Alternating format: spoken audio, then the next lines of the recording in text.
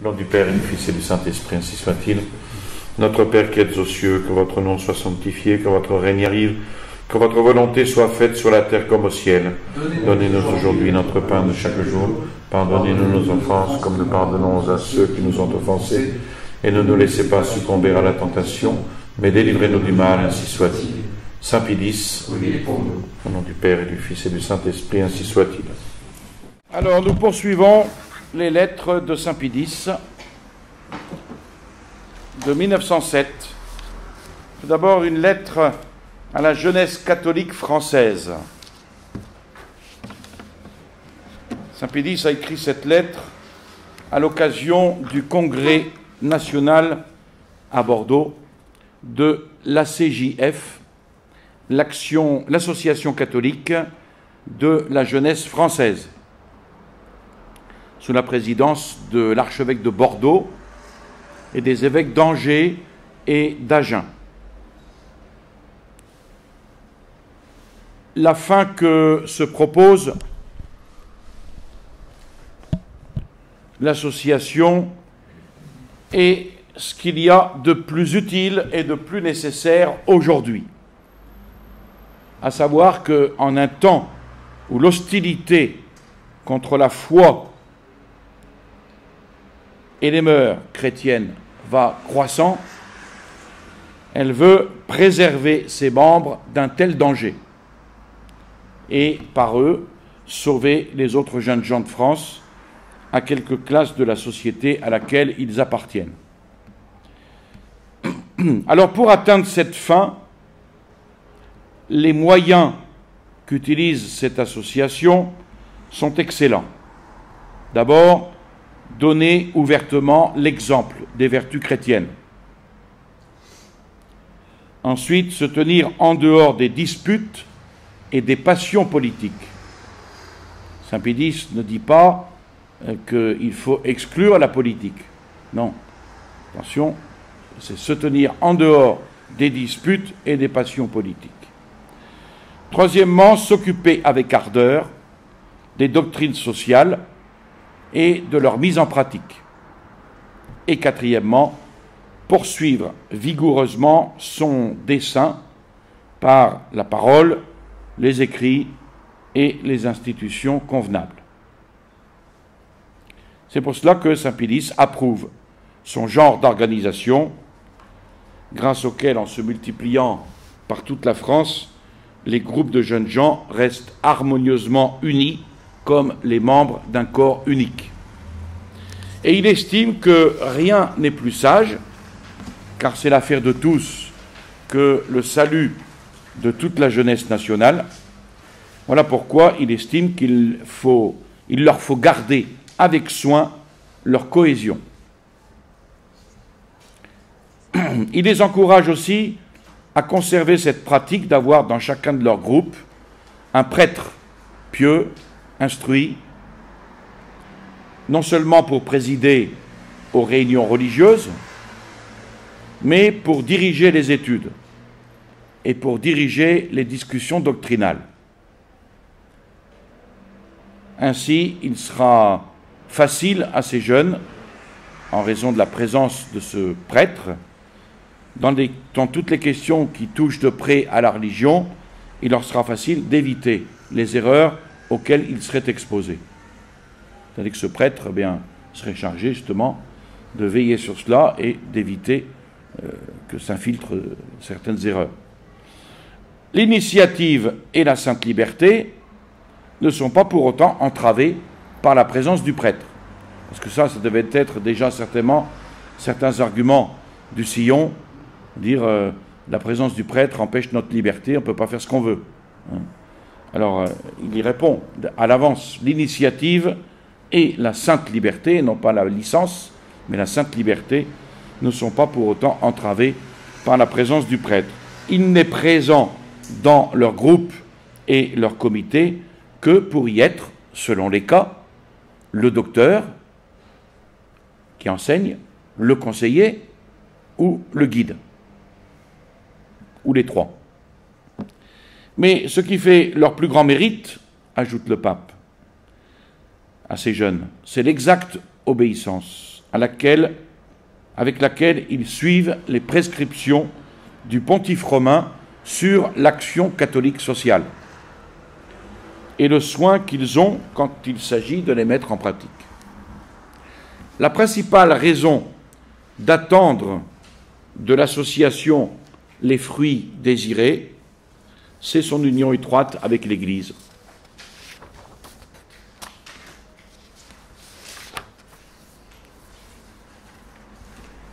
Ensuite, deuxième lettre.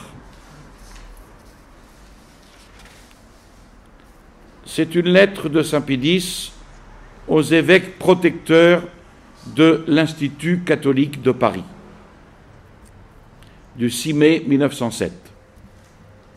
L'Institut catholique de Paris a connu une situation difficile suite à la séparation de l'Église et de l'État, si injustement accomplie, dit Saint Pédis. Ils se sont trouvés, l'Institut catholique de Paris s'est trouvé dépouillé des ressources que les lois lui assuraient, forcé de demander à la seule libéralité des fidèles tout ce qui est nécessaire pour l'entretien du culte divin. Donc il leur sera difficile de trouver de quoi subvenir à ses besoins, d'où une diminution des dépenses. Mais attention, Saint Pédis dit que cette recherche d'économie ne doit pas se faire au détriment de l'Institut. Il ne faut pas mettre au rang des choses que l'on peut sacrifier, il ne faut pas le mettre au rang des choses que l'on peut sacrifier, mais de celles, au contraire, que l'on doit conserver à tout prix. Et ce qui est en grand péril dans les circonstances que connaît la France, c'est, encore une fois, la jeunesse. Cette jeunesse est soustraite, en grande partie, à la sollicitude, à la tutelle de l'Église, en raison de cette funeste séparation. Elle est poussée en masse dans ces collèges publics et lycées, que l'on dirait fait tout exprès pour déraciner dans les âmes le sentiment religieux. Alors, si l'on ne peut complètement remédier à un pareil mal, il faut faire tous nos efforts pour conserver dans son intégrité ce qui reste à l'usage des jeunes gens, ce qui reste d'établissement d'instruction catholique. Il n'y a pas d'hésitation possible, dit Saint Pédis, il faut soutenir, il faut perfectionner cet Institut catholique de Paris, comme l'exige la défense de la religion.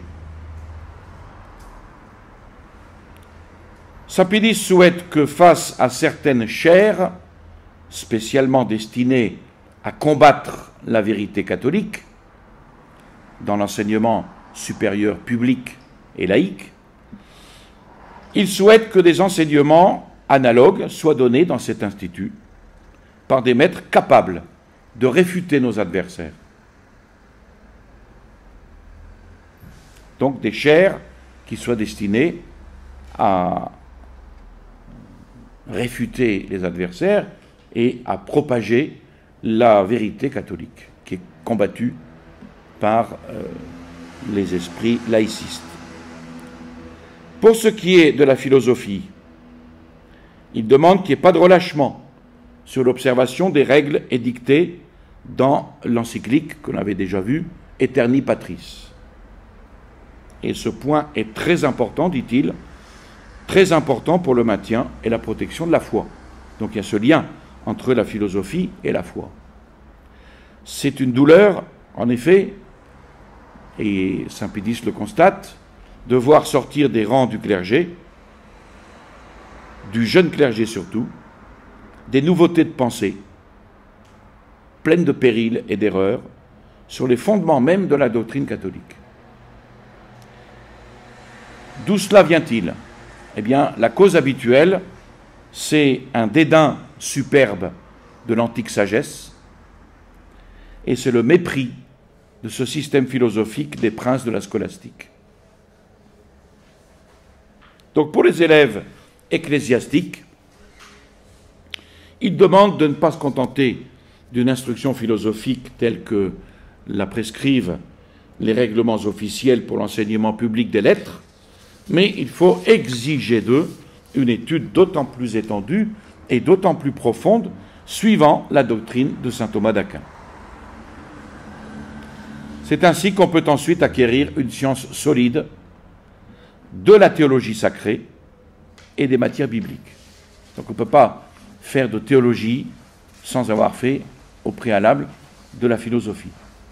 C'est pour ça qu'il y a un lien entre cette philosophie et la foi.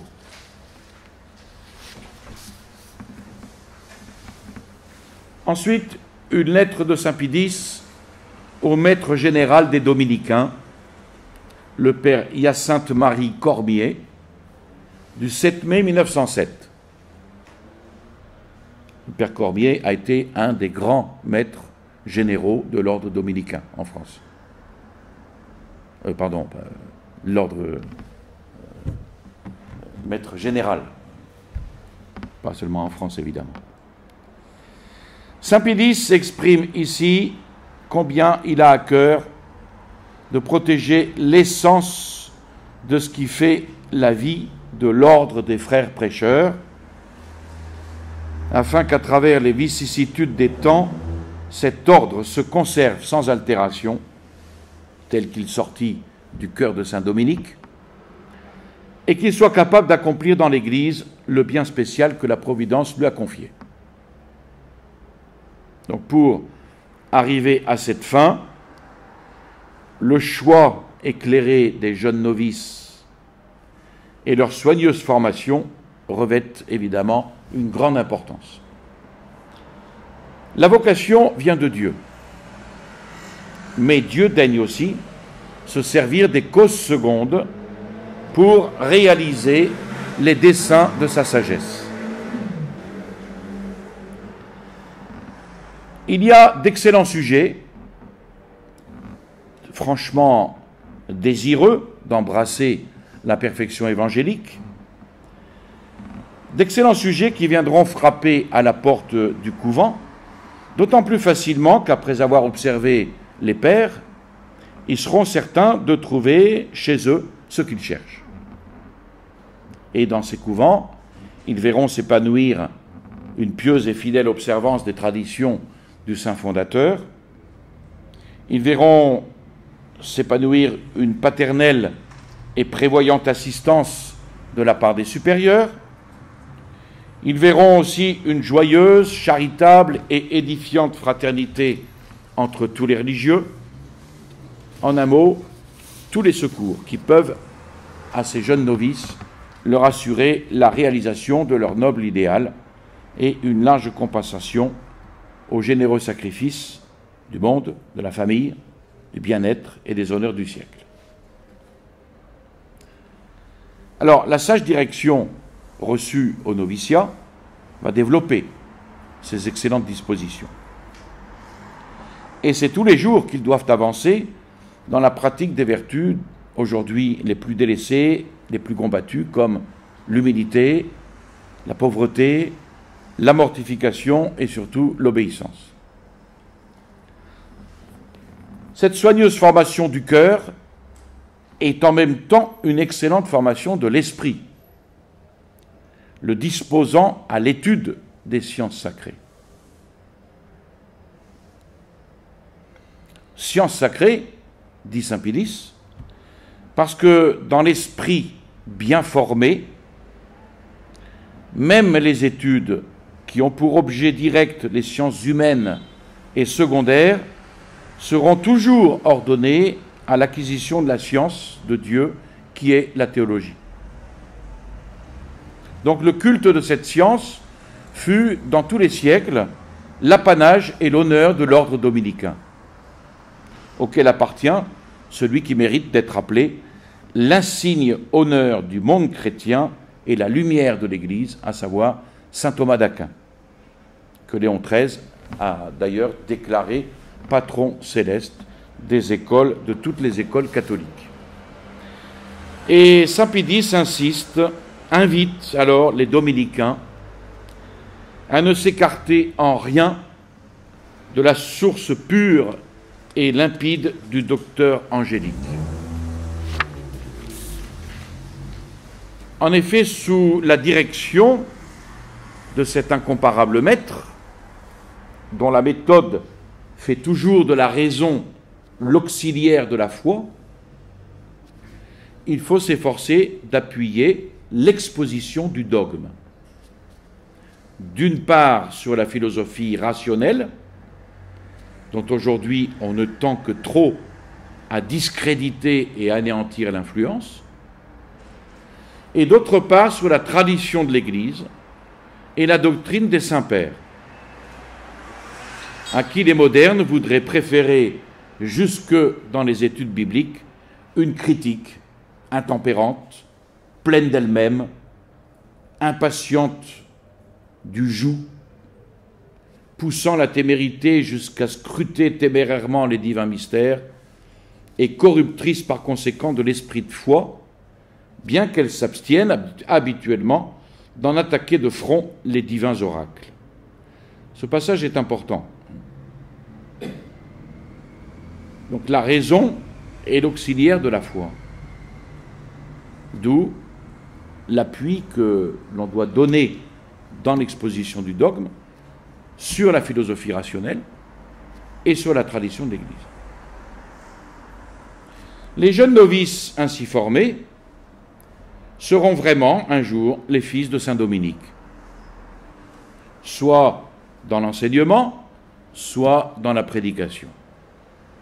Dans l'enseignement, eh bien loin de se laisser atteindre et entamer par le mal ambiant du modernisme, mal qu'ils ont mission de soigner et de guérir, ils sauront, du haut de leur chair, combattre avec une charitable fermeté et une inassable énergie les erreurs, les périlleuses innovations qui tentent d'envahir, au grand détriment des âmes, le domaine de la philosophie et de la théologie. Dans la prédication, il faut exposer au peuple les vérités de la foi et les préceptes de la morale, d'une manière claire, simple, à la portée de tous, en évitant les spéculations oiseuses, les théories risquées, les sujets étrangers au domaine sacré, qui sentent le profane et qui éblouissent les esprits infatués des folles théories du siècle sans leur apporter aucun profit. Autrement dit, du blablabla. Agir autrement, c'est trahir. Agir autrement, c'est trahir la divine mission que ces fils de saint Dominique ont reçue, et c'est trahir aussi l'attente de l'Église, qui leur confie ses propres enfants pour être nourris, et nourris avec amour, avec sagesse, et non pas avec les paroles persuasives de la sagesse humaine, mais avec le pain substantiel de la doctrine de Jésus-Christ, les prémunissant ainsi contre les multiples erreurs qui circulent dans le monde.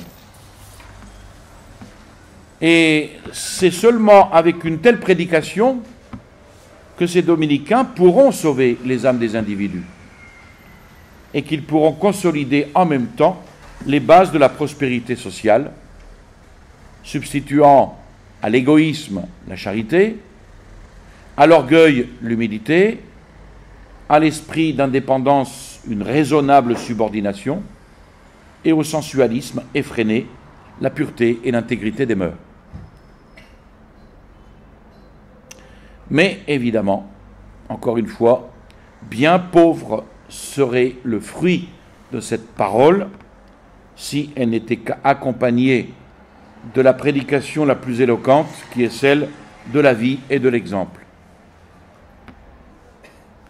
Donc leur tenue extérieure devra toujours être telle qu'à les voir et à les entendre, tout le monde comprenne combien ils aiment leurs cellules claustrales, dont ils n'ont abandonné un instant et à regret les douceurs que pour le bien du prochain et pour répandre dans le monde la bonne odeur de Jésus-Christ. Et leur vie tout entière sera un heureux mélange d'austérité et de douceur, de simplicité et de prudence, d'amabilité et de réserve, de zèle pour le progrès des justes et de compassion pour les pécheurs. Et de cette manière, eh bien, ils se montreront de fait plus que de nom les fils de saint Dominique et deviendront les fidèles imitateurs de celui dont il est écrit « La bénignité et l'humanité du Dieu notre Sauveur nous est apparue ». C'est une très belle lettre, cette lettre aux Dominicains. Ensuite, une autre lettre de saint Pie X à l'archevêque de Québec, Monseigneur Louis Nazaire, du 27 mai 1907. Saint Pie X veut, dans cette lettre, louer la prudence et la sollicitude de l'archevêque de Québec concernant l'action sociale catholique comme un moyen d'union de tous les vrais catholiques dans un commun désir de lutter pour la religion à l'aide des légitimes libertés publiques et sous la protection des lois et des institutions du pays. Et pour assurer une action de ce genre, pour assurer à une action de ce genre des fruits durables et abondants, il faut évidemment la soutenir, cette action. Il faut la faire progresser par le secours d'un journal quotidien. Et saint Pie X va, dans cette lettre, principalement parler de cela. À condition que ce journal se montre en réalité, et dans toute la force du terme, un journal catholique, qui n'enseigne rien qui ne soit conforme à l'esprit catholique, et que s'élevant au-dessus des dissensions des partis politiques, encore une fois ici il ne dit pas s'élevant au-dessus de la politique, mais s'élevant au-dessus des dissensions des partis politiques, il groupe et unit toutes les bonnes volontés pour la défense de la religion et donne au peuple par sa sagesse, par la sûreté de ses écrits, la lumière dont il a besoin pour travailler au bien-être de l'Église et de la patrie. Alors il s'agit donc d'une œuvre propre à procurer au peuple les plus précieux avantages. En effet, le trait caractéristique de notre époque, on est en 1907, c'est que pour tout ce qui regarde les façons de vivre et de penser, on s'inspire d'ordinaire des feuilles quotidiennes répandues partout. Vous voyez, c'est pas nouveau. Il faut donc, pour guérir les maux de notre temps, employer des moyens qui soient appropriés à ses habitudes. C'est pourquoi il dit, aux écrits, opposons les écrits. Aux erreurs propagées çà et là, opposons la vérité. Au poison des mauvaises lectures, opposons le remède des lectures salutaires. Et aux journaux dont l'influence pernicieuse se fait sentir tous les jours, eh bien, opposons au moins le bon journal. Si on met de côté de semblables moyens, eh bien, on se condamne à n'avoir aucune action sur le peuple et ne rien comprendre au caractère de son temps. Vous voyez, saint Pie X veut qu'on profite de cela. C'est l'époque où les journaux ont une importance capitale, eh bien, qu'on profite de ce moyen-là pour défendre la vérité. Au contraire, celui-là se montrera juge excellent de son époque, qui, pour semer dans les âmes la vérité et la propager parmi le peuple, eh bien, il saura se servir avec adresse, avec zèle, avec constance de la presse quotidienne. aussi pour les catholiques du diocèse de Québec, désireux de développer l'action sociale catholique, ce journal-là, seul pourra être utile, qui, selon le programme tracé, défendra la foi catholique et la soutiendra dans toutes ses manifestations, qu'il s'agisse soit de former les esprits à la doctrine du Christ, soit d'orienter les volontés vers les grandes actions, soit d'engager les fidèles à suivre les directives de l'Église. Cela même ne saurait suffire si le journal catholique avait pour but de favoriser un parti politique, quel qu'il soit. C'est pourquoi Saint Pie X a tout particulièrement approuvé d'avoir voulu un journal séparé de toute manière des intérêts politiques. Ce journal aura donc ce caractère particulier de n'être attaché à aucun parti et d'être par conséquent le journal de tous. Mais le journal de tous, ce qui sera le journal de la vérité. Débarrassé de toute entrave, il suivra les directions de l'Église, ce journal, qui est la mère commune et maîtresse des catholiques. Il enseignera sa doctrine, sans haine, sans colère, sans passion. Il évitera de subordonner aux vues et à l'intérêt des particuliers les intérêts suprêmes de la patrie et de la religion. Il importe de chercher dans la vraie doctrine catholique le salut de la société. Donc là, il donne les éléments d'un véritable journal catholique. Ensuite, une lettre de Saint Pie X à Monseigneur Commer, professeur de théologie à l'Université de Vienne, du 14 juin 1907. Alors, cette lettre a trait aux écrits d'Hermann Schell et des erreurs qui s'y trouvent. Hermann Schell s'était distingué par sa vie intègre, sa piété et son zèle à défendre la religion. Mais sa doctrine ne fut pas également irréprochable. C'est pour cela que quelques-uns de ses écrits vont être désapprouvés et condamnés publiquement par le siège apostolique comme peu conformes à la vérité catholique.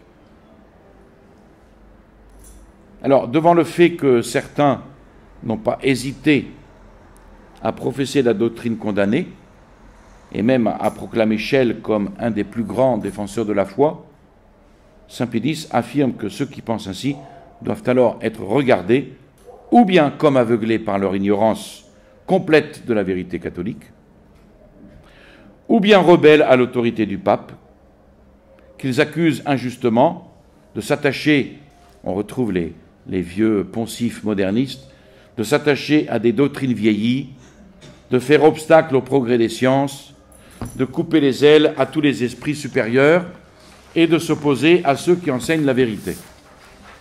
Rien de plus faux, rien de plus injuste, dit Saint Pie X.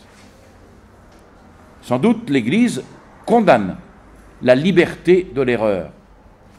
C'est vrai que l'erreur n'a aucun droit à la liberté. Donc l'Église condamne la liberté de l'erreur. Elle veille à ce que les fidèles ne se laissent pas circonvenir par des arguments trompeurs. Mais elle ne défend aucunement, bien plus, elle recommande, avec les plus vives instances, de se conformer aux besoins des temps et des nations, en donnant à la parole de Dieu, dont elle a reçu la garde, une exposition peut-être plus lumineuse, tous les développements qui restent dans les limites d'une légitime interprétation. On voit donc clairement qu'on ne peut assigner d'autre cause à la condamnation des écrits d'Hermann Schell que le venin des nouveautés et les opinions contraires à la foi catholique qu'il renferme. Alors, cette lettre de Saint Pie X m'a un peu surpris parce que on ne sait pas de quelle erreur il s'agit. Alors, les recherches ont été un peu difficiles, mais j'ai au moins un point à propos des petits-enfants tués en haine du Christ. Ces petits-enfants tués en haine du Christ, le baptême de sang agit ex opere operato à la manière d'un sacrement. Là-dessus, il n'y a pas de doute. C'est le cas de Saint-Cyr, notamment, parmi les saints. Donc c'est de cette doctrine que va s'inspirer Hermann Schell. Il écarte, bien sûr, avec raison, l'hypothèse d'un baptême de désir chez l'enfant. Il n'y a pas de baptême de désir chez l'enfant, ça n'existe pas. C'est simplement chez l'adulte qu'on parle de baptême de désir. Donc ça, il écarte cette hypothèse. Mais il suppose que la souffrance et la mort elles-mêmes, qui sont le salaire du péché, mais que le Christ a porté pour nous, peuvent de ce fait toucher l'enfant à la manière d'un sacrement et l'introduire dans la grâce du Christ. Et là, on voit l'erreur. C'est en tant que châtiment du péché que la mort atteint les petits-enfants. Et comme telle, elle est impuissante à le sauver. Et c'est en tant que subie à cause du Christ qu'elle configure à la mort du Christ et devient baptême de sang. C'est pour ça que la dogmatique de Schell a été, pour différents motifs, mise à l'index le 15 décembre 1895. Et cette explication, je l'ai trouvée chez le cardinal Journet. Elle est, bon, il doit y avoir certainement d'autres erreurs, mais au moins j'en ai trouvé une, en attendant peut-être d'en chercher d'autres. Ensuite, dernière lettre de Saint Pie X au cardinal Vannutelli, évêque de Palestrina, président du comité des fêtes pour le 15e centenaire de Saint Jean Chrysostome, du 22 juillet 1907. Alors, il faut savoir que la vie de Saint Jean Chrysostome a été traversée de 1000 persécutions et qu'elle a été pleine de travaux. Saint Pie X parle d'un homme admirable, ayant pratiqué plusieurs genres de vie. Il a exprimé en lui l'idéal de chacun d'eux, avec une perfection ne laissant rien à désirer. Alors, plusieurs genres de vie, c'est la vie laïque et la vie religieuse. Laïque, il va défendre sa vie et ses mœurs contre les habitudes mondaines, si bien qu'on ne saurait concevoir une vie plus irréprochable, et cela jusqu'au jour où, disant adieu aux intérêts passagers du monde, il va se consacrer tout entier au service de Dieu.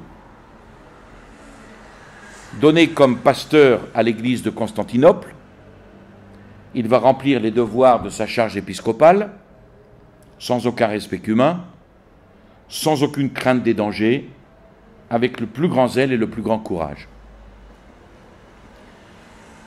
Il fit preuve d'une supériorité absolue sur tous les autres dans sa manière de commenter et d'annoncer la loi divine, à tel point qu'il mérita le titre de docteur de l'Église et qu'il tira le nom qu'il porte du fleuve d'or qui jaillissait de sa bouche. C'est ce qu'on appelle la bouche d'or. Comment ? Voilà, Saint-Jean bouche d'or. Et Léon XIII va le donner aux orateurs sacrés comme modèle et comme patron.